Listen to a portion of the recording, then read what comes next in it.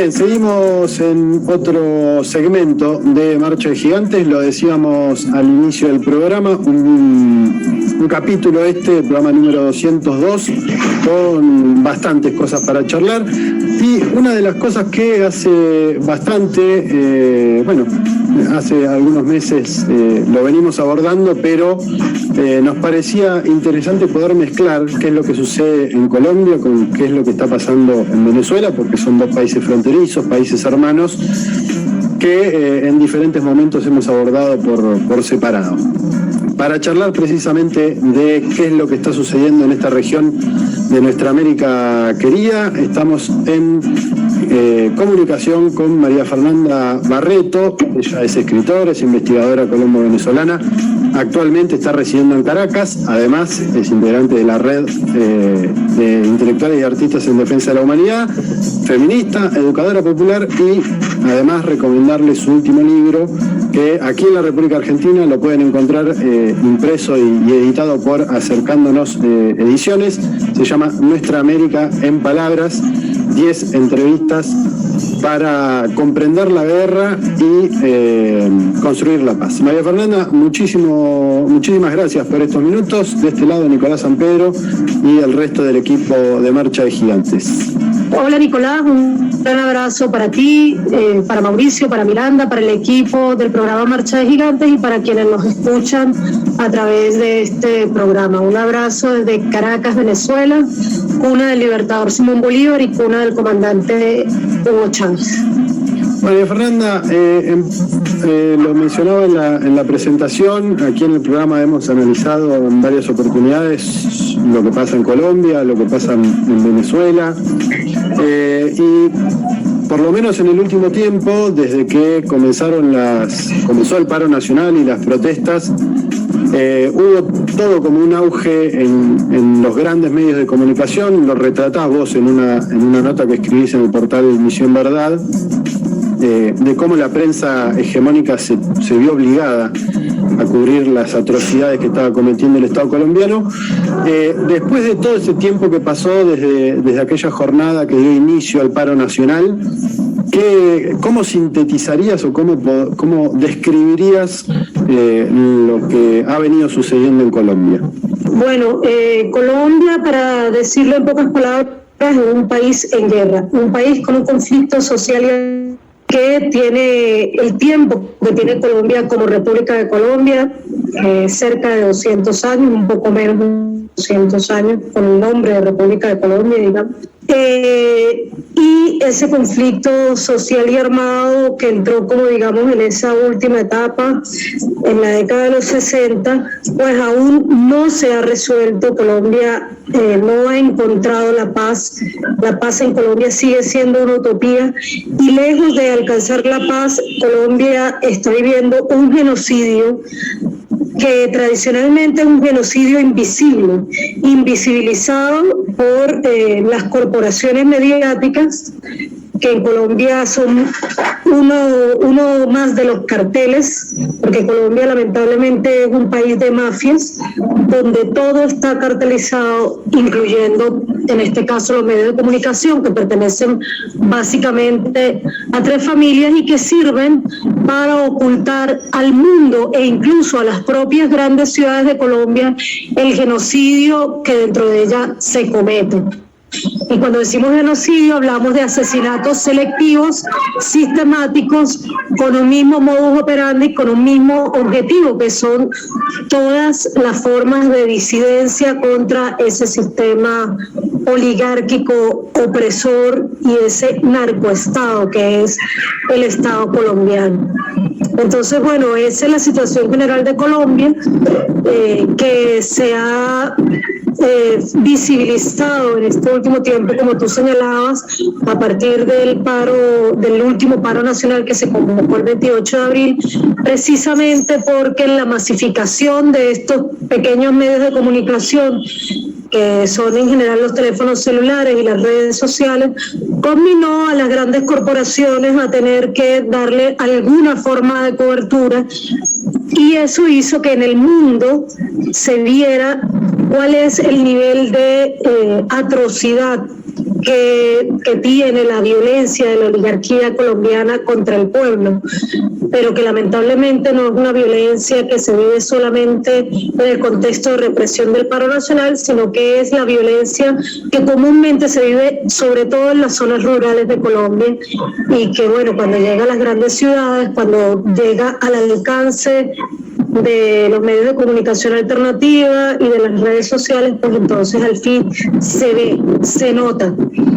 Entonces, bueno, eso es lo que ha pasado el último tiempo, por eso mucha gente afortunadamente ha volteado sus ojos hacia Colombia, y ahora el reto es pues que sigan mirando hacia Colombia y que ese genocidio que hasta ahora se ha mantenido invisibilizado y que comenzó básicamente, digamos, en esta etapa del genocidio, comenzó en la década de los 80, pues que deje de ser invisible y que nuestra América toda comprenda que lo que sucede en Colombia es muy importante para el continente, porque Colombia es el principal enclave de los Estados Unidos en nuestra América. Justamente en algunas notas que escribías, bueno, esta a la que hacía mención, donde hablas de juvenicidio y no solamente juvenicidio, sino de clase, hablas también de la importancia de que las juventudes de nuestra América, fundamentalmente, comprendan o empiecen a ver en la juventud colombiana la importancia que tiene esto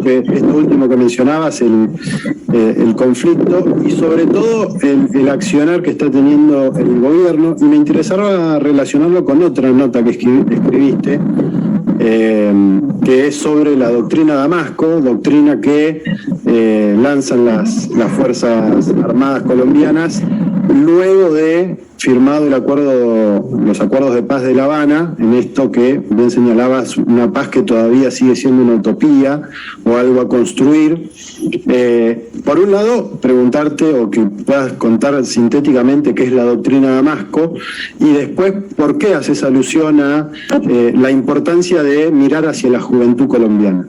La doctrina Damasco, que es la doctrina militar de las fuerzas militares colombianas, valga la redundancia, es una doctrina que comienza a instaurarse en el 2016 como paso previo a la incorporación formal de Colombia a la OTAN como primer socio global de la OTAN en nuestra América. Finalmente esa incorporación se da en el año 2018, pero se comienza a preparar a las fuerzas militares en el año 2016, que de todos modos, como ya sabemos, desde los orígenes de la OTAN prácticamente, Colombia había sido una fuerza militar subordinada a los designios de la OTAN, y prueba de eso es la participación del contingente colombiano, un gran contingente de colombianos en la guerra de Corea, donde murieron más de 200 efectivos militares de Colombia. Entonces esa doctrina militar, que tiene varios aspectos interesantes, que bueno, yo les invito a analizar a través de ese mismo artículo que tú mencionabas, Damasco en nuestra América, y otros escritos que han escrito otros autores sobre el tema. Esa doctrina contempla además lo que ellos llaman un sistema de amenazas permanente, porque cuando se plantea la doctrina Damasco, se plantea pensando en que el gobierno de Juan Manuel Santos, que era el presidente de Colombia para ese momento, iba a lograr no la paz, porque la oligarquía colombiana jamás le ha apostado a la paz, eso no está contemplado en sus intereses, sino a la pacificación, que es un concepto o digamos en este caso una categoría muy diferente. Entonces ellos pensaron que ya para la incorporación de las fuerzas militares a la OTAN iban a haber logrado pacificar al pueblo colombiano y en principio por lo menos pacificar a sus dos más grandes organizaciones guerrilleras, que eran para el momento la FARC-EP y el ELN. La firma de los acuerdos se da finalmente solamente con la FARC-EP, y producto del incumplimiento sistemático de esos acuerdos, pues ya sabemos que eso terminó en un regreso de algunos sectores de la FARC-EP a las armas, y en que de hecho algunos sectores de la misma FARC-EP nunca quisieron firmar el acuerdo y nunca se dio el acuerdo con el ELN ni siquiera se continuaron los diálogos que son, digamos, previos a cualquier forma de acuerdo con esta organización guerrillera. Entonces, esa doctrina contemplaba que una vez pacificadas las insurgencias colombianas, las fuerzas militares tenían que dedicarse a atacar lo que ellos llamaban un sistema de amenaza permanente. Y ese sistema de amenaza permanente es, por supuesto, toda forma de disidencia ante el orden establecido, es decir, toda fuerza revolucionaria o incluso progresista que ose cuestionar el poder de los Estados Unidos en Colombia, el poder del narcotráfico en Colombia y el poder de la oligarquía santanderista, que es la oligarquía más violenta del continente americano. Es por eso que este genocidio en Colombia se expresa en un etnocidio que se comete contra las comunidades indígenas y negras de Colombia por su arraigo al territorio, por su defensa del territorio, territorio lleno de oro, territorio lleno de carbón, territorio lleno de agua y territorio lleno de buenas tierras para sembrar la coca, que está bajo la mira de los intereses del capitalismo, que es, por supuesto, transnacional.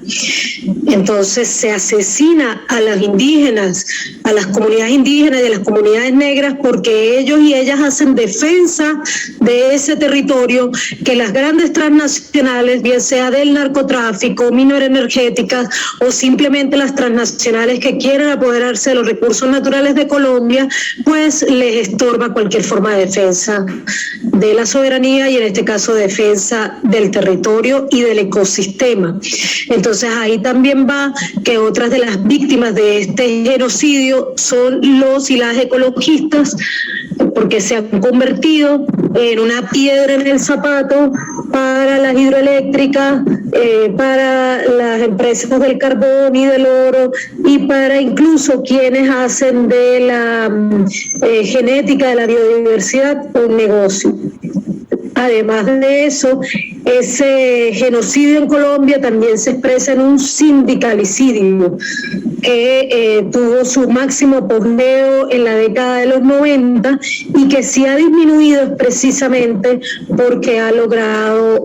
disminuir el poder de los sindicatos en Colombia, dado el altísimo nivel de asesinato de líderes y lideresas de sindicatos, sobre todo a finales del siglo XX y comienzo del siglo XXI. Y ahí vale la pena señalar, compañeros y compañeras, que el sindicato con mayor número de agremiados asesinados ha sido el sindicato de la educación, lo cual nos deja muy claro los altísimos niveles de peligrosidad que ellos perciben en un pueblo educado. Y por último, que es lo que mencionaba Nicolás con respecto a mi más reciente artículo, bueno, no, uno de mis más recientes artículos, porque el último artículo se llama Uribe según Uribe, que es el juvenicidio de clase, pues es precisamente porque en los últimos años la expresión más dura de ese genocidio es el asesinato y la judicialización sistemática de la juventud colombiana en cualquiera de sus formas de expresión. No me refiero solamente a la juventud que forma parte de la insurgencia, o a la juventud que forma parte de los sindicatos, o a la juventud que forma parte de las comunidades indígenas y negras de Colombia, sino también a la juventud campesina, a la juventud feminista, a la juventud sexodiversa, a la juventud que se agrupa en tanto estudiantes. Entonces, las cifras de los asesinatos en Colombia nos muestran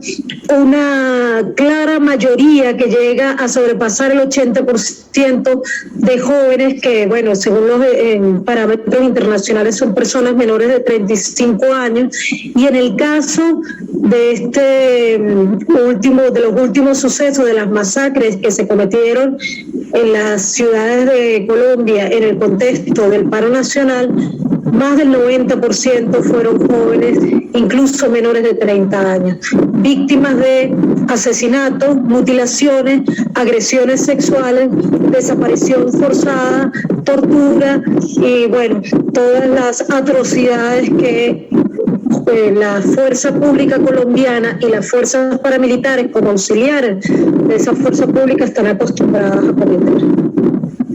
Yo quería, Miranda Serra te saluda, un gusto tenerte con nosotros. Yo quería por ahí cruzar la frontera y consultarte, me pareció muy interesante el abordaje que hiciste de Colombia. Me gustaría consultarte cómo venís viendo el diálogo iniciado en México entre el gobierno bolivariano y la oposición, y teniendo en cuenta esta contradicción que planteabas entre paz y pacificación en Colombia, ¿no? Que a mí me resulta bastante interesante también consultarte tu opinión respecto del planteo que hizo Duque, ¿no? En relación al diálogo que se está llevando a cabo en México, porque se le ocurrió sugerir que el diálogo era inútil, ¿no? Porque para el bienestar del pueblo de Venezuela se necesitaban elecciones democráticas urgentes. Lo dice un tipo que se desentiende absolutamente del bienestar de su pueblo y que además habla de elecciones democráticas cuando ya hemos hablado varias veces en este programa de lo que implicó esta ñeñe política y este escándalo en el que se supo que muchos de los votos que recibió en la última elección habían sido comprados nada más y nada menos que con dinero del narcotráfico. Correcto. Además, en mi condición de colombo-venezolana, esto quiere decir que yo nací en Colombia, crecí en Venezuela y tengo ambas nacionalidades y por tanto tengo derecho al voto en ambos países y he votado en ambos países y en ambos países he sido coordinadora de mesa y también representante de partidos en el propio proceso electoral de ambos países. Y en ambos países he podido comparar los sistemas electorales, publiqué incluso, también está en internet, lo pueden conseguir en internet, es un cuadro comparativo entre los sistemas electorales de Colombia y Venezuela, porque me ha impactado la diferencia tan terrible que hay entre ambos sistemas electorales. Estamos hablando de un sistema electoral automatizado, muy blindado, que muchas veces ha sido auditado, que incluso un estadounidense no poco vinculado al imperialismo, como es Jimmy Carter, llegó a decir que era el mejor sistema electoral del mundo, un sistema electoral donde para votar te piden tus huellas, te las toma una máquina que tiene la capacidad, digamos, biométrica de verificar tu identidad y que después tú vas a votar de modo secreto y que esa máquina in situ te imprime unos resultados que luego se centralizan y que se comparan. Eso comparado con un sistema de papeles donde marcas con un bolígrafo, donde cuando se acaban las papeletas incluso se fotocopian las papeletas para que las puedas imprimir, o sea, ni siquiera hay un serial de papeleta que te garantice su legalidad, ¿verdad? Como ya lo vimos en el último proceso electoral en Colombia, y donde además vimos un montón de irregularidades que no hubo ningún modo de centralizar porque simplemente ese sistema está blindado, pero no blindado para la protección de la honestidad, sino para la protección del robo. Así que ya por ahí el propio sistema electoral es excluyente, además de lo difícil que es en Colombia tener acceso a la identidad para poder votar y el control paramilitar en muchos territorios. Bueno, no quiero desviarme demasiado porque quiero caer al tema que me plantea Miranda. Los diálogos que se ha logrado llevar a cabo en México, que son con un sector de la oposición, porque la oposición venezolana no está unificada, es una oposición dividida en varios sectores, pero este sector es el sector más violento, más subordinado a los intereses de los Estados Unidos y básicamente digamos que las figuras más conocidas son Leopoldo López y Juan Guaidó. Este sector de la oposición que había apostado a operativizar el proyecto injerencista de los Estados Unidos a través de un gobierno ficticio, paralelo, que nunca llegó a tener poder ni siquiera para colocar una multa de tránsito en Caracas, por ejemplo, por poner un solo ejemplo de lo mínimo que podría ser un gobierno con un poquito de poder real, pues ese gobierno que se dedicó a robar los activos de Venezuela en el exterior, por fin se sienta en una mesa de diálogo y no se sienta porque haya hecho una reflexión profunda, porque haya recobrado un sentido de soberanía, sino porque se sienta porque la correlación de fuerzas le obligó a tomar esa decisión, no a esa oposición, sino a los Estados Unidos, que es quien finalmente le autoriza sentarse en esa mesa de diálogo y participar en los próximos comicios electorales en Venezuela. Y esto no lo digo yo, lo dicen los propios representantes de ese sector de la oposición, que está la venia de Estados Unidos para participar en ambos espacios. Sin embargo, hay voces como la voz de Iván Duque, como señalaba Miranda, salió en estos días hablando contra los diálogos, y a nosotros y nosotras eso no nos sorprende, nos parece sumamente coherente de su parte, porque el uribismo, si algo lo ha caracterizado en estas 2 décadas de poder en Colombia,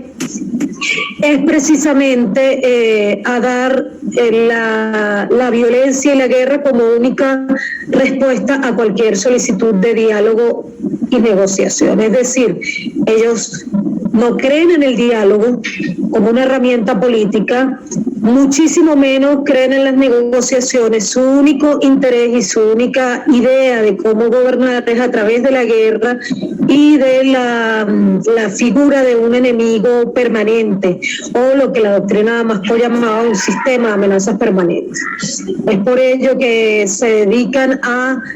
criminalizar a la juventud colombiana, y ahora, por ejemplo, están persiguiendo a los muchachos y muchachas que se agruparon en la primera línea para tratar de hacer creer que son una organización insurgente, y también se dedican a hacer creer a la gente que muchas de las cosas que pasan en Colombia son en realidad el producto de la injerencia venezolana. Entonces se debaten entre cosas como decir que el presidente de Venezuela, Nicolás Maduro, un poco menos que es un bruto, lo dicen con palabras aún más despectivas y vulgares, que nadie lo quiere en Venezuela, pero acto seguido lo acusan de levantar a todo el pueblo colombiano, de hacerlo salir a las calles y prácticamente de estar detrás de todas las acciones del paro nacional. Entonces, bueno, en ese fantasma del castrochavismo que ellos se empeñan en mantener vivo, en ese espíritu guerrerista típico del uribismo, y en esa política de la zanahoria y el garrote de los Estados Unidos, donde por un lado se sientan a negociar, pero por el otro están aceitando la máquina de la guerra, allí podemos ver por qué hay una relación entre una derecha subordinada a los Estados Unidos que dialoga y una oligarquía colombiana subordinada a los Estados Unidos que sigue asociando la guerra, porque en realidad, bueno, esa es la política imperialista que trata de aplastar a la revolución bolivariana y que se ve obligada a dialogar o a llamar a este sector de la oposición a dialogar y a participar,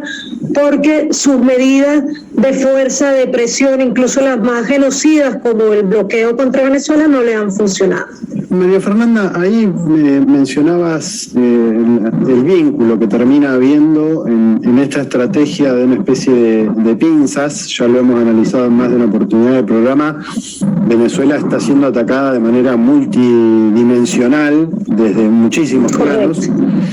Uno de ellos es el de la guerra, el del saqueo, el del bloqueo económico. Juan, en esto medio como trato de vincularlo, ¿cuán importante, cuán factible ves que pueda llegar a ser, primero, digamos, hacerse carne ese proceso que se viene dando desde abril para acá, sobre todo con la juventud colombiana? ¿Cómo puede capitalizar eso, o cómo pueden capitalizar eso los sectores progresistas colombianos? Recuerdo que en 2018 Gustavo Petro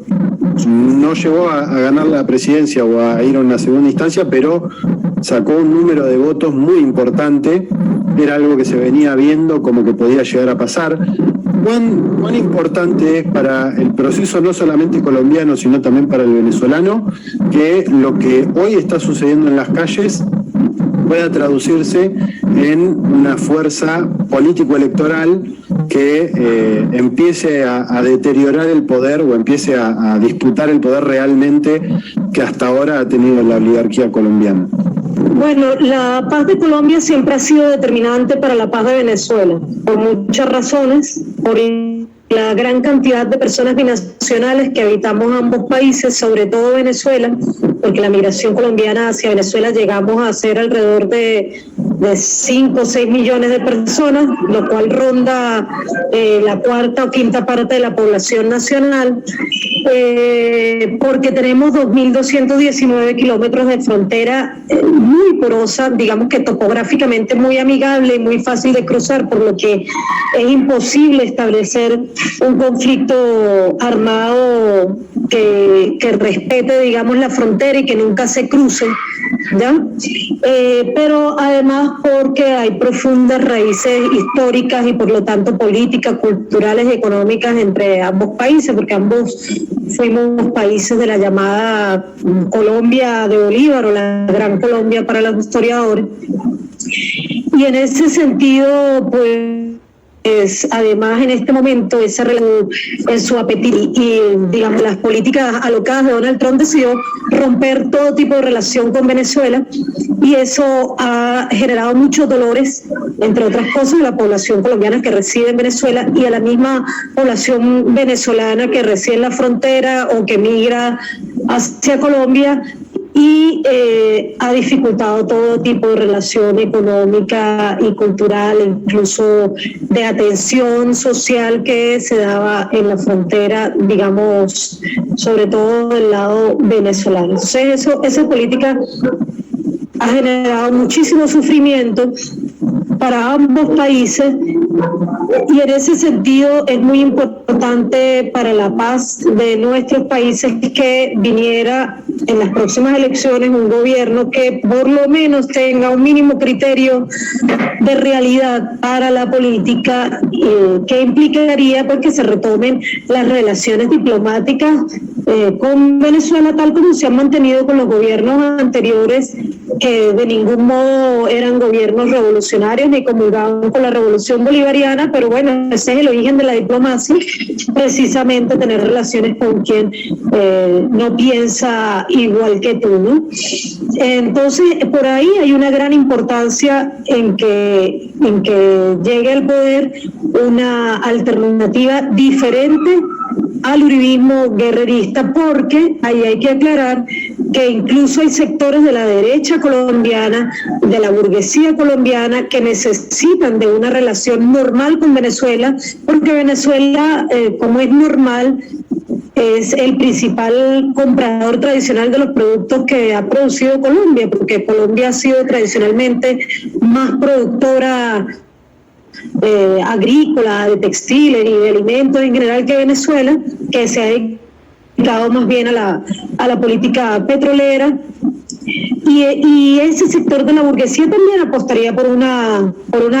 retoma normal de las relaciones con Venezuela, y eso sería muy sano para ambos países. Ahora, en cuanto puede el progresismo capitalizar esto, sin duda que lo ha estado capitalizando, y es muy probable que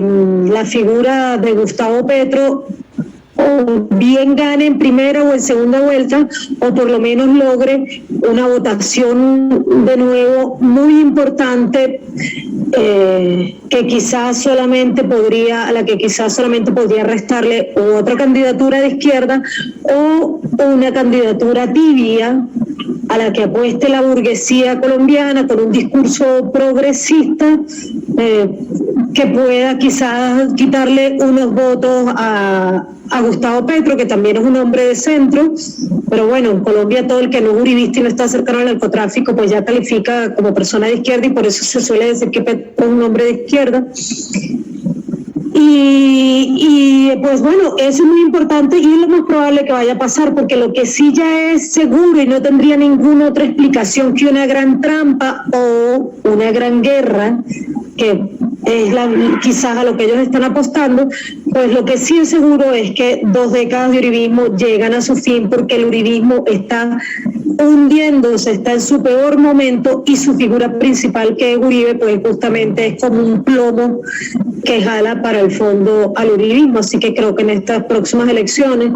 que se realizarán a principios del año que viene en Colombia, tanto las del Congreso y el Senado como las presidenciales, pues lo que podemos prever es que el uribismo va a salir mal. Pero lo más importante sería que sean las bases populares las que capitalicen este paro. Se hicieron en Colombia unas asambleas nacionales populares, por ejemplo, para organizar toda esa resistencia popular que se vio en las calles de Colombia, y yo creo que allí es donde está la apuesta más importante, porque sí se dan alternativas reales de construcción popular, de un nuevo tejido, digamos, de reconstrucción del tejido social para la construcción real de una nueva Colombia, pues eso sí daría, seguramente serían los cimientos para la verdadera Colombia en paz. Paz con justicia social. Y una Colombia en paz con justicia social pasa por ponerse a la injerencia ya la ocupación militar de los Estados Unidos sobre Colombia. Y eso no solamente beneficiaría a Venezuela,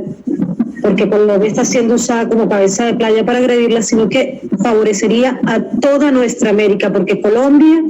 es plataforma de relanzamiento de la doctrina Monroe sobre todo el continente americano. Y eso va... eso incluye lo militar y eso incluye lo económico, y dentro de lo económico entra el narcotráfico, que es una empresa que los Estados Unidos está tratando de fortalecer y diseminar en todo el continente americano como lubricante fundamental de la economía capitalista y como fuente de financiamiento para la militarización legal y sobre todo la militarización ilegal. María Fernanda, clarísimo nos parece el aporte que has hecho para tratar de entender cómo se está viviendo este proceso, no solamente en Colombia, sino también en Venezuela. Obviamente agradecidos por este tiempo que nos has dedicado, y quedará para algún otro momento profundizar en algunos de los temas que se han abierto, que me parece que son varios. Así que sí, agradecerte y obviamente invitarte para alguna otra oportunidad para seguir profundizando el análisis. Claro, Nicolás, con muchísimo gusto. Lamento que a veces las respuestas son muy largas, trato de sintetizarlas, pero es que la complejidad de mis dos matrias realmente requiere demasiada capacidad de síntesis, y yo les invito a mirar hacia este norte del sur, porque no crean que el cono sur puede ser ajeno a lo que aquí está pasando, porque precisamente también hacia Argentina, hacia Chile se están tejiendo, por ejemplo, las redes del narcotráfico, y también eso quiere decir que van a ir creciendo los ejércitos paramilitares, parapoliciales, para reprimir a los pueblos que se levanten, porque los Estados Unidos, como tigre de papel herido, pretende retirarse a lo que ellos consideran su hemisferio, y los estertores de ese tigre de papel que muere, pues lo vamos a vivir con mucha fuerza en nuestra América. Así que el único camino, hoy como hace 200 años, es la unidad de nuestros pueblos, la unidad que buscaban Bolívar y San Martín. Clarísimo el mensaje y obviamente lo compartimos. Y a todos aquellos que estén escuchando, recomendarles el último libro que escribió María Fernanda, Nuestra América en Palabras, 10 entrevistas para comprender la guerra y construir la paz, aquí en la República Argentina, uno de los pocos países en América Latina que lo editó en papel, lo hace acercándonos editoriales, así que muy recomendable lectura. Y obviamente... Lo mejor de ese libro es el prólogo de Atilio Borón. María Fernanda, muchísimas gracias, un gran abrazo y será hasta cualquier momento. Gracias, un abrazo para ustedes, abrazos para el querido pueblo argentino, y bueno, quedo atenta para cualquier otra oportunidad en que podamos volver a compartir. Un abrazo. Muy bien, ahí estábamos charlando entonces con María Fernanda Barreto, escritora, investigadora colombo-venezolana, residente en Caracas, pero nacida en Colombia, integrante de la red de intelectuales artistas en defensa de la humanidad, además de ser feminista y educadora popular. Enseguida seguimos con más análisis, así que no se muevan, que ya seguimos con más Marcha de Pie.